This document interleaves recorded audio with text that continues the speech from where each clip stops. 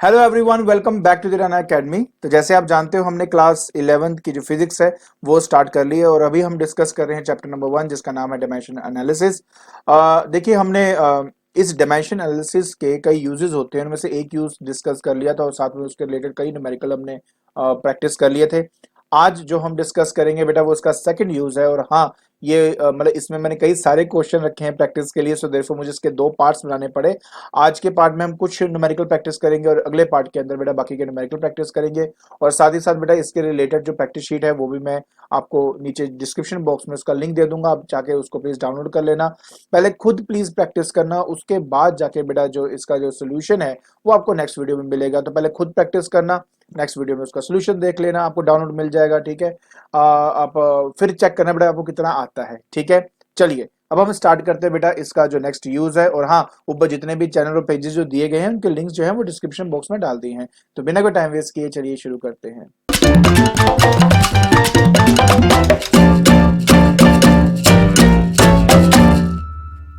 देखिए बेटा आज हमने डिस्कस करना है डेरिवेशन ऑफ फॉर्मूला। देखिए अगर हम चाहें तो डायमेंशन एनालिसिस की हेल्प से ना कोई भी फॉर्मूला जो है वो हम डिराइव कर सकते हैं। बट एक चीज का हमेशा ध्यान रखना होता है, वो है प्रिंसिपल ऑफ होमोजेनिटी। हमने पढ़ा हुआ है बेटा प्रिंसिपल ऑफ होमोजेनिटी के बारे में। अगर मेरे पास m की पावर a, l की पावर b, t की पावर c है और यहाँ पे राइट साइड पे m की पावर x, l की पावर y एंड t की पावर z है, तो ये left hand side right hand side के बराबर सिर्फ तभी हो सकता है जब a हमारा x के बराबर हो, b हमारा y के बराबर हो और c हमारा z के बराबर हो।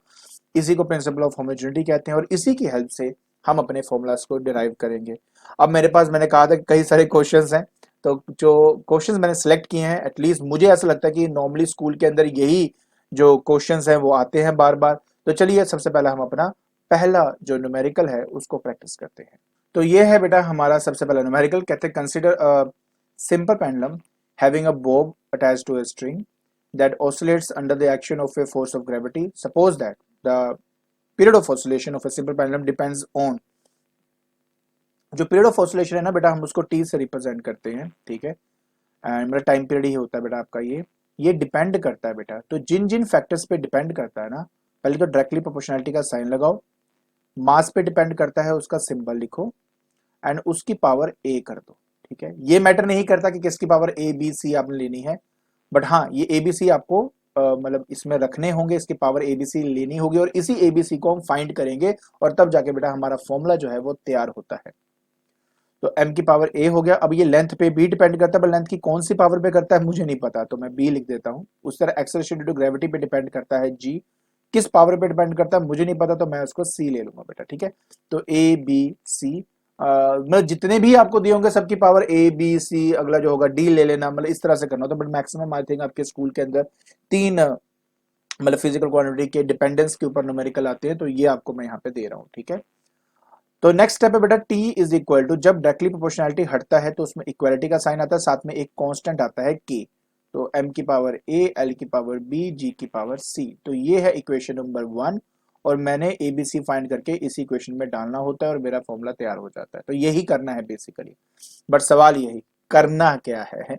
देखिए बहुत ही ज्यादा आसान है, आपने सिर्फ इनके डिमेंशंस डालने और आपका फॉर्मूला अपने आप तैयार होना शुरू हो जाएगा। देखिए जहां तक टाइम पीरियड की बात है बेटा ये है टी, बट आपको पता है अकेला टी लिखने के बजाय मैं एम को जीरो, एल को जीरो, टी को टी ही लिखूंगा, बिकॉज इसका डायमेंशन फॉर्मूला टी ही होता है और बाकी ना मास है ना लेंथ है, इसलिए जीरो जीरो आप लिख सकते हो इज इक्वल टू, क्योंकि ये कांस्टेंट है बेटा तो कांस्टेंट का कोई डायमेंशन फॉर्मूला नहीं होता है। और हाँ ये डायमेंशनलेस कांस्टेंट होता है हमेशा, तो इसमें कोई डायमेंशन नहीं लिखूंगा, सीधा मैं क्या करूंगा मास लिखूंगा बेटा। मास जो है वो एम ही रहेगा बेटा, उसकी पावर ए रहेगी आपकी, लेंथ जो है एल ही रहेगा, उसकी पावर बी रहेगी, और जहां तक एक्सेलरेशन ड्यू टू ग्रेविटी है बेटा हमने पढ़ा हुआ है एल टी माइनस टू, और उसकी पावर जो है बेटा वो सी रहेगी। सो अब यहाँ पे आ गया बेटा एम जीरो, एल जीरो और टी की पावर 1 है ये आपकी। ठीक है, अब यहाँ पे पहले ना एम लिख लिया करो, एल लिख लिया करो, टी लिख लिया करो, और अब इनकी जो पावर्स है वो ऐड कर लीजिए। जैसे एम की पावर ए दिख रहा है मेरे को और कहीं एम नहीं है तो छोड़ो, यहाँ एल की पावर बी है बेटा लिख दिया, प्लस अब ये एल की पावर यहाँ पर सी आएगा ना, सी जो है इन दोनों पे मल्टीप्लाई होगा बेटा, इस पे भी सी होगा और इस पे भी सी होगा, तो ये बी प्लस सी हो गया। टी की बात करूं तो बेटा जब टी सी मतलब टी की पावर यहाँ पे माइनस टू है, जब सी मल्टीप्लाई होगा तो माइनस टू सी आ जाएगा बेटा, तो दैट्स इट। इस तरीके से बेटा आपने ये करना है। तो ये दोनों एक दूसरे फॉर्मूला एक दूसरे के बराबर इसलिए हो सकते हैं क्योंकि ये पावर सेम है, मतलब ये बेटा आपका कि according to principle of homogeneity ए जो है बेटा वो आपका 0 आ जाएगा, बी प्लस सी, देखो एल की पावर बी प्लस सी है, एल की पावर 0 है तो यहाँ पे 0 पुट कर दीजिए, और यहाँ पे टी की पावर बेटा है -2c, टी की पावर नहीं लिखूंगा मैं, ओनली सीधा लिखूंगा -2c, और यहाँ पे टी की पावर क्या है 1 ना, तो यहाँ 1 कर दूंगा। एज ए रिजल्ट सी क्या आ गया बेटा मेरे पास -1/2 आ गया, ठीक है, सी की वैल्यू मेरे पास -1/2 आ गई। ये वैल्यू उठाकर बेटा इस एक्सप्रेशन में डालूंगा तो मेरे पास आ जाएगा that is b -1/2 is equal to 0। As a result बेटा आपके पास which implies b is equal to 1/2। देखो b की वैल्यू भी आ गई, a की वैल्यू भी आ गई, c की वैल्यू भी आ गई। So putting this value in equation number 1, तो हमारे पास t is equal to k बेटा m की पावर 0, l की पावर बेटा 1/2 आएगा, और g की पावर जो है बेटा -1/2 आएगा। ठीक हो गया। इसके बाद बेटा हमारे पास t is equal to k, किसी की पावर 0 हो तो वैल्यू 1 होती है, मतलब टाइम पीरियड मास पे डिपेंड नहीं करता है। l की पावर 1/2, याद रखें बेटा जब भी फॉर्मूला बनाना है तो किसी की पावर माइनस ना रहे तो प्लस करने के लिए क्या करना पड़ेगा, नीचे लेके आना पड़ेगा, और 1/2 का मतलब होता है अंडर द रूट। तो लीजिए आपका फाइनल आंसर तैयार है बेटा, के under the root of L divide by G, और ये वो पर्टिकुलर फॉर्मूला है बेटा जो मुझे यहाँ पे डिराइव करना था। ठीक है, तो ये वो फॉर्मूला है जिसके लिए हम काम कर रहे थे। इजी है ना, बहुत ही ज्यादा इजी है। बस आपको ये जो एक्सप्रेशंस है ना ये इक्वेट करके एबीसी फाइंड करना होता है बस, और कुछ भी नहीं करना। नेक्स्ट क्वेश्चन की तरफ चलते हैं बेटा अपना। सो यहाँ पे देखिए क्या था कि वेलोसिटी v है, depend on the wavelength and relation between, अच्छा ठीक है, तो सबसे पहले बेटा हमारे पास है वेलोसिटी v डिपेंड करता है वेवलेंथ के ऊपर, कितनी पावर मुझे नहीं पता, डेंसिटी पे डिपेंड करता है कितनी पावर मुझे नहीं पता, और ग्रेविटी एक्सेलरेशन कितनी पावर मुझे नहीं पता, तो मैंने ये लिख दिया बेटा यहाँ पर। अब बेटा आपने ये वाला एक्सप्रेशन जरूर लिखना है, that is v is equal to, ये जरूर हटाया करो, यहाँ पे बेटा k आ जाता है, लेमडा की पावर a, रो की पावर b एंड g की पावर बेटा आपकी c यहाँ पे आ जाएगी। ठीक है, अब आपने क्या करना है, इनके डायमेंशन फॉर्मूला डालने हैं, क्योंकि ये मेरा बेटा यहाँ पे क्या है, ये हमारी वेलोसिटी है, तो यहाँ पे आ जाएगा एल टी -1 यहाँ पे आ जाएगा, और m यहाँ पे 0 है, लिखा नहीं ना, यहाँ पे है ही नहीं है, तो m की पावर 0 है। कांस्टेंट का डायमेंशन फॉर्मूला होता नहीं, उसको छोड़ दीजिए, वेवलेंथ एक लेंथ होती है बेटा, तो l की पावर a हो जाएगा आपके पास। डेंसिटी बेटा ml-3 होता है, उसकी पावर बेटा b आ गया। g है बेटा LT-2, उसकी पावर c है। मैं एक स्टेप और आपके लिए कर देता हूँ बेटा, यहाँ पे आ जाएगा m0 LT-1, यहाँ पर बेटा आ जाएगा m नहीं, पहले l की पावर a है, अच्छा ये b मल्टीप्लाई होगा तो m की पावर b, देन इज इसको मैं हटाता हूँ यार, एक मिनट को, यहाँ पर आ जाएगा आपके पास l की पावर -3b ऐसे, और यहाँ पे c मल्टीप्लाई करो तो l की पावर c, t की पावर -2c, ये ब्रैकेट बंद कर दिया आपने। ठीक है, तो ये आपका खत्म हो गया। चलिए अब हम फटाफट करते हैं बेटा, यही कर देता हूँ। तो यहाँ पे आ गया बेटा m0 LT-1, और यहाँ पर पहले m लिखोगे, यहाँ पे l लिखोगे, यहाँ पे t लिखोगे। सो m की पावर b है जो आप यहाँ देख सकते हो, l की पावर ये है ना बेटा a, तो m की पावर b और तो कोई नहीं है, चलो ठीक है, यहाँ पे l की पावर a है, साथ में -3b है, साथ में c है प्लस में, तो प्लस लिखूंगा। जहां तक t की बात है बेटा, t कहीं और नहीं है, तो यहाँ पे -2c है, और ये आपका ब्रैकेट बेटा यहाँ पे हो गया। ठीक है, बंद। अब लेफ्ट हैंड साइड के डिमेंशंस, राइट हैंड साइड के डिमेंशंस के बराबर डिमेंशन होते हैं पावर्स। ठीक है, ये दोनों सेम होने चाहिए, तो जो b है बेटा वो 0 के बराबर आ गया, पहला खत्म। जब मैं a-3b प्लस c करता हूँ बेटा तो उसके आंसर 1 आता है, क्योंकि b 0 है तो यहाँ पुट करूंगा, तो मतलब a प्लस c जो है वो आपका 1 आ जाएगा। तो पहले तो ये फर्स्ट है बेटा आपका, ठीक है, ये आपका सेकेंड इक्वेशन हो गया। उसके बाद नेक्स्ट -2c जो है, -2c जो है बेटा वो हमारे पास ये क्या है, -1 के बराबर है, तो c बेटा आपका 1/2 आ जाता है, राइट, ये आ गया। इस वैल्यू को बेटा यहाँ पुट कर दीजिए। ठीक है, तो ये कैसे पुट करेंगे बेटा, मेरे पास आ जाएगा a plus 1/2 is equal to 1, तो a इज इक्वल टू 1/2 आपके पास आ जाएगा आफ्टर सॉल्विंग। तो देखिए बेटा आपके पास a भी आ गया, b भी आ गया, और c भी आ गया। बस वैल्यू पुट करनी है बेटा। किस में डालेंगे? इस ए इक्वेशन में सब वैल्यूज डाल दीजिए बेटा अपनी। ठीक है, तो v इज इक्वल टू के लेमडा की पावर ए है जो कि 1/2 है, डेंसिटी की पावर बेटा b है जो कि इस केस में 0 है, और g की पावर जो है बेटा वो भी 1/2 है जो c था। तो v इज इक्वल टू के समथिंग पावर 0 1 नहीं होता, शायद रहने दीजिए, तो लेमडा g आ गया बेटा, और अंडर रूट 1/2 का मतलब होता है अंडर द रूट। तो ये वो फॉर्मूला बेटा जिसके लिए हम ये न्यूमेरिकल कर रहे थे। ठीक हो गया। चलिए अब मैं आपको बेटा एक और न्यूमेरिकल करवाता हूँ। अगर आप इस न्यूमेरिकल में चलें तो बेटा ये न्यूमेरिकल ना बहुत ही इंपॉर्टेंट है, और मैंने कई बार स्कूल्स में देखा कि ये इस तरह का जो न्यूमेरिकल है वो डालते हैं, और बट इसको करने का तरीका बहुत ईजी है। देखो कैसे करना है इसको। कहते हैं assuming that the mass m of the largest stone that can be moved by flowing river depend upon v मतलब velocity and density of water and g acceleration due to gravity। सो हमें ये प्रूव करना है कि जो m है वो very करता है वेलोसिटी के 6th पावर पे। बहुत ही आसान है। सबसे पहले देखो बेटा, कहता है कि मास जो है वो डायरेक्टली प्रोपोर्शनल है मेरे वेलोसिटी की पावर a पे। उसके बाद डेंसिटी जो है बेटा, डेंसिटी की पावर b पे, एंड एक्सेलरेशन ऑफ ग्रेविटी की पावर c पे। राइट, ये मुझे दिया हुआ है। मैंने क्या कहा था बेटा, स्टेप नंबर 1 हमेशा कांस्टेंट इंट्रोड्यूस करो। ये हमारा काम है क्योंकि इसी में ही हमें लास्ट में बेटा अपना आंसर डालना होता है। ठीक है, अब डिमेंशन फॉर्मूला डाल देते बेटा फटाफट। तो ये मास है तो m ही रहेगा। ठीक है, साथ में बेटा यहाँ पर वेलोसिटी है तो आपको पता है LT-1 की पावर a है, डेंसिटी ML-3 की पावर b है, और LT-2 की पावर बेटा c है। तो एक स्टेप और फर्दर कर लेते हैं ताकि आपको समझ में आए क्या कर रहा हूँ मैं। a मल्टीप्लाई कर दो बेटा l की पावर a, t की पावर -a, m की पावर b, l की पावर -3b, और फाइनली बेटा l की पावर c, t की power -2c। So simple concept ये है मेरा कि यहाँ पर मेरे को m पहले लिखना है बेटा, m की पावर b है यहाँ पे, देखो m की पावर b है आपका। ठीक है, और m नहीं है, l की पावर पकड़ते हैं। अब ये आ गया a, l की पावर -3b और +c बेटा, यहाँ पर आपके पास आ गया। उसको बेटा हमने निकालना है t, यहाँ पे है t की पावर -a, उसके बाद है -2c बेटा, ये आपको दिया हुआ है यहाँ पे। तो अब पहली बात तो यार b की पावर 1 है यहाँ पर, तो b की जो पावर है वो एक्चुअली 1 के बराबर, तो b की वैल्यू मेरे पास आ गई। अगले केस में जो l है ना बेटा, लेफ्ट में कोई l तो है ही नहीं है, तो a-3b प्लस c आपका 0 के बराबर हुआ। तो b को अगर मैं 1 पुट कर देता हूँ बेटा यहाँ पे, तो a प्लस जो c है बेटा वो एक्चुअली में आपके 3 के बराबर आया था। तो ये एक एक्सप्रेशन है जिसका हम इस्तेमाल करेंगे। नेक्स्ट वाले में देखिए तो t की पावर है -a-2c इज इक्वल टू 0, तो बेसिकली a प्लस 2c भी आपका बेटा 0 हो गया। तो हम इन दो का इस्तेमाल करने वाले हैं।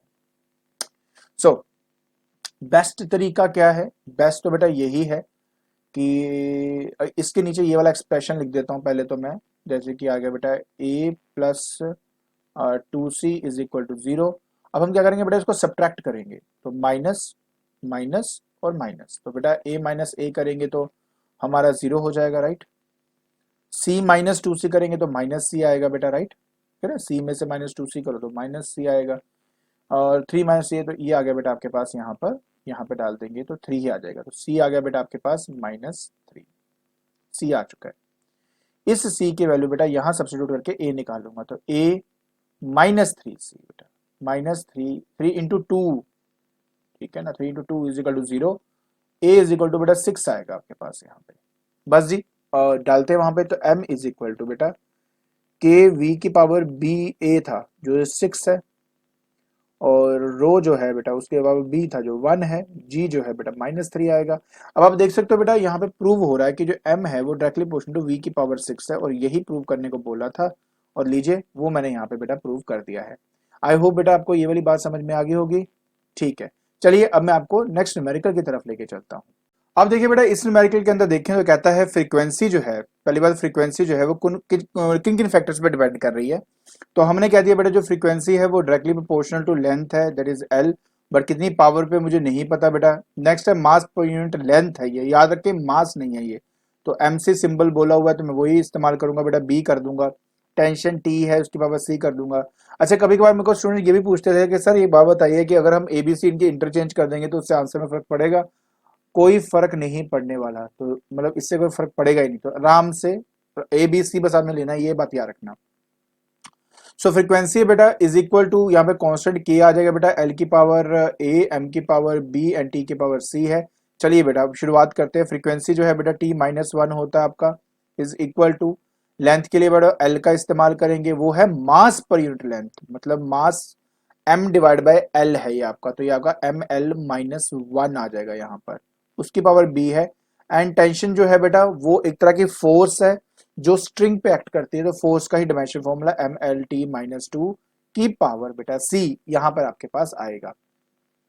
इसके बाद नेक्स्ट आपने क्या करना बेटा, इसके अंदर वैल्यू सब्स्टिट्यूट करेंगे तो हमारे पास आ जाएगा बेटा, देखिए यहाँ पे एल आ जाएगा ना, और यहाँ पे एल की पावर ए था ना, तो ये ए हो जाएगा इसका पावर, ठीक है। उसके बाद बेटा नेक्स्ट ये है एम की पावर बी, एल की पावर माइनस बी, एम की पावर सी, एल की पावर सी, टी की पावर माइनस टू सी, तो ये आ गया। उसके बाद बेटा नेक्स्ट है m। अब m की पावर यहाँ पे b है और यहाँ पे c है, तो b प्लस सी हो गया। उसके बाद l, l की पावर यहाँ पे a है, माइनस b है और प्लस c है बेटा, ये प्लस c हो गया, खत्म। t की पावर की बात करूंगा तो यहाँ पे t नहीं है, यहाँ t नहीं है, यहाँ पे सिर्फ माइनस टू सी है यार, ये आ गया मेरे पास। तो बस अब लेफ्ट साइड में मास नहीं दिख रहा बट यहाँ पर मास है, तो इसका मतलब है जो ये जो पावर है ये एक्चुअली जीरो है आपकी। तो कंपेयरिंग करेंगे बेटा बी प्लस सी आपका जीरो आ जाएगा है। तो दूसरी बात अगर ये आ गया, उसके बाद हमारे पास है ए माइनस बी प्लस सी, अगर देखो लेफ्ट साइड में लेंथ तो है नहीं है तो इसलिए जीरो आ जाएगा। यहाँ पर टी की पावर है माइनस टू सी, बट यहाँ पर भी टी है जिसकी पावर माइनस वन है, तो माइनस वन ले लूंगा, तो सी बेटा मेरे पास वन बाय टू आ जाएगा। बात यहीं खत्म हो जाती है।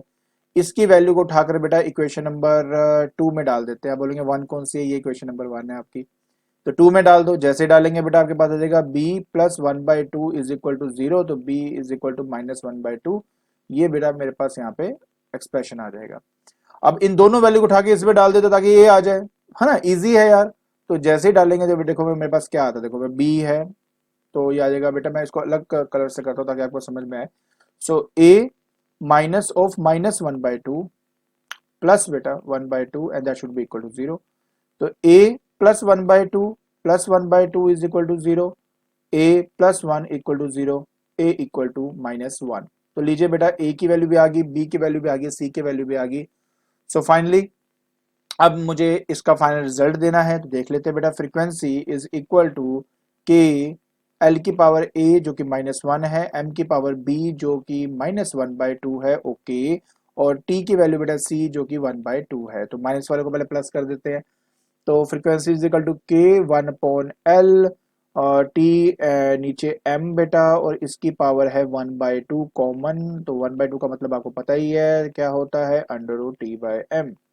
तो फाइनली बेटा यहाँ पे अपना आप आंसर छोड़ेंगे तो ये आपका इसका करेक्ट आंसर है, ठीक है। तो इस तरीके से आपने इसको करना था। चलिए और देखते हैं, मैंने कहा ना मैं आपको इतने सारे प्रैक्टिस कराने वाला हूं ना इस बार कि आपको आई डोंट थिंक कि कभी कोई फिर उसके बाद प्रॉब्लम आएगी। तो प्लीज मेरे इन वीडियोस को मतलब ऐसे स्किप मत करना, एक एक चीज को अच्छे से समझो, क्योंकि मैं हर एक के अंदर कुछ ना कुछ ऐसी बातें बताता रहता हूँ जो बहुत इंपॉर्टेंट होती हैं, तो इसलिए ध्यान से। फिर हमारे पास बेटा ये आता है, कहता कि प्लैनेट है, moves around the sun is in nearly circular orbit, इस पीरियड ऑफ रेवोल्यूशन, तो बेटा टाइम पीरियड के बारे में बात कर रहा है, टी हो गया, डायरेक्टली प्रोपोर्शनल टू रेडियस के ऊपर डिपेंड कर रहा है ए, मास ऑफ द सन पे डिपेंड कर रहा है तो बी, एंड ग्रेविटेशनल कांस्टेंट जो कैपिटल जी है ना, उसको मैं सी ले लेता हूँ। वो कहता है मुझे ये डायमेंशनली प्रूव करके दिखाओ कि T square directly proportional to R का क्यूब है। देखिए बहुत आसान है, कैसे करेंगे, सबसे पहले हम इसको सेट कर लेते हैं बेटा, के आर की पावर ए, एम की पावर बेटा बी, एंड जी की पावर बेटा सी आपके पास यहाँ पे आ जाएगा, ठीक है।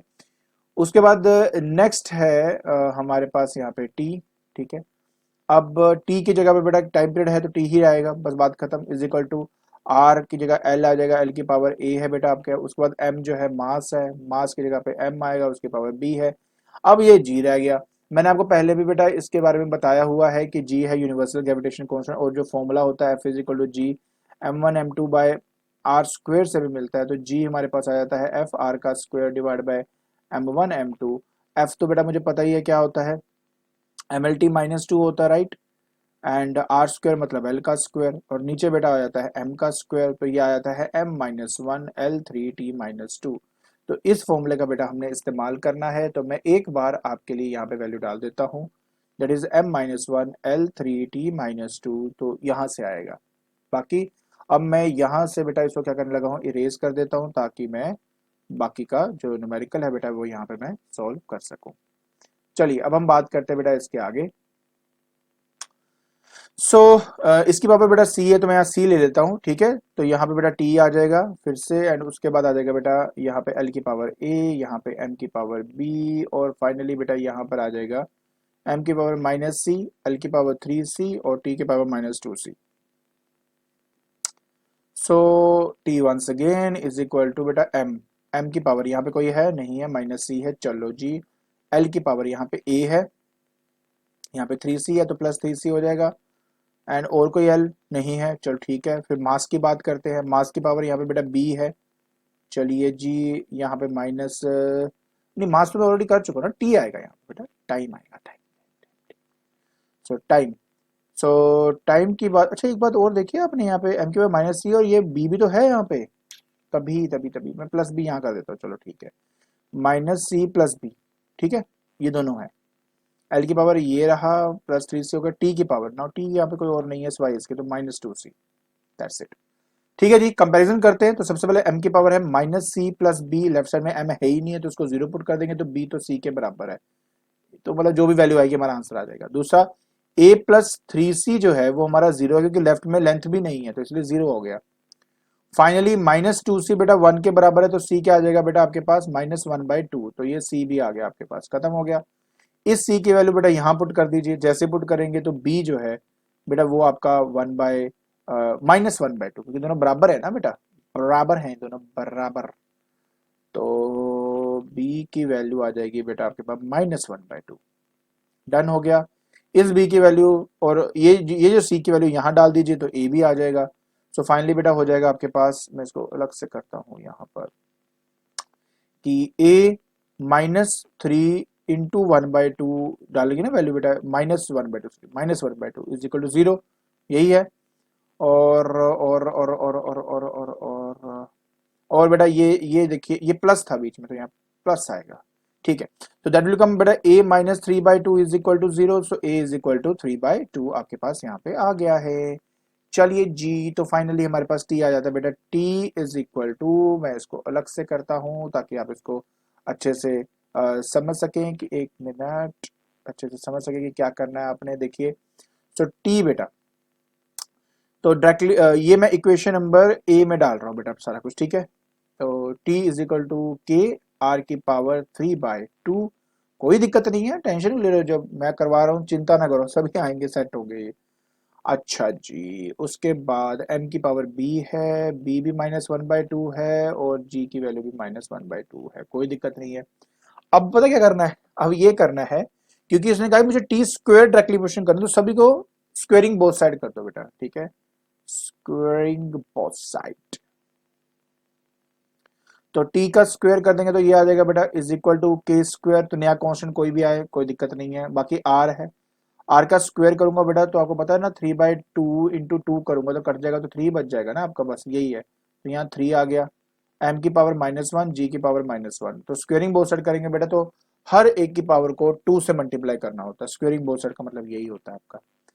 बस बाकी क्या कर रहे हैं, मुझे क्या लेन देना, मुझे उन्होंने कहा था कि डिमेंशनली ये प्रूव करो T square directly equal to R का क्यूब है, जो कि यहां से मैं बता सकता हूं।